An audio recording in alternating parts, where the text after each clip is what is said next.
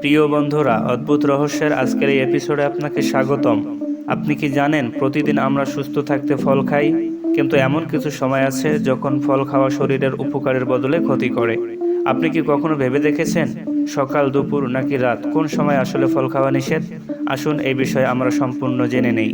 Number 1, খাবারের পর পরেই ফল খাওয়া নিষেধ।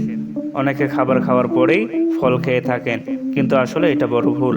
খাবারের পর পেট ভর্তি থাকে, ফলে ফলের ভিটামিন ও ফাইবার সঠিকভাবে হজম হয় না। এতে গ্যাস, বদহজম আর পেট ফাঁপার সমস্যা দেখা দেয়। নম্বর 2, দেরি করে ফল খাওয়া নিষেধ। বিশেষ করে কলা, আঙ্গুরের মতো ফল রাতে দেরি করে খাওয়া বদহজমের সমস্যা হতে পারে। রাতে শরীরের মেটাবলিজম ধীরে কাজ করে, ফলে ফলের চিনি সহজে ভাঙতে পারে না। এতে ঘুমের ব্যাঘাত, অ্যাসিডিটি, এমনকি ওজন বাড়ার ঝুঁকি থাকে।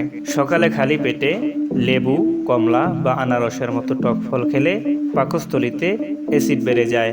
এতে বুক জ্বালা ও গ্যাস্ট্রিকের সমস্যা হতে পারে। তবে খালি পেটে আপেল, পেয়ারা বা পেঁপে খাওয়া ভালো। হাদিসের ভিতরে এসেছে রাসূলুল্লাহ সাল্লাল্লাহু আলাইহি ওয়াসাল্লাম খেজুর ও অন্যান্য ফল সাধারণত খাবারের মাঝে বা আলাদা সময় খেতেন, কখনোই মূল খাবারের পরপরই খেতেন না। এ থেকেই আমরা শিক্ষা নিতে পারি ফল খাওয়ার আলাদা সময় নির্ধারণ করাই ভালো। প্রিয় দর্শক, নতুন নতুন অজানা অদ্ভুত রহস্য জানতে আমাদের চ্যানেলটি সাবস্ক্রাইব করে পাশেই থাকবেন।